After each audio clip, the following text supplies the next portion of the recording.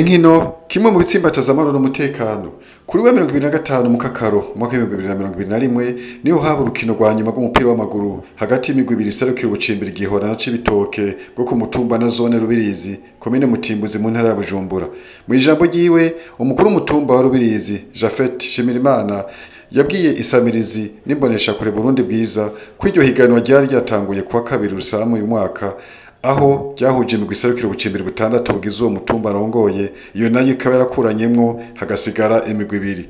Yabandanije amenyesha ko iryo higanwa ryatunganijwe mu ntumbero yo gutsimbataza amahoro n'umutekano, inkino n'imico kama, aho yanavuze ko bamaze gushiraho umugwi w'abatimbo. Ntiyibagiwe kumenyesha ko kuba baratunganije iryo higanwa bizotuma baronka umugwi uzoza uraserukira umutumba wabo mu mahiganwa atandukanye y'umupira w'amaguru.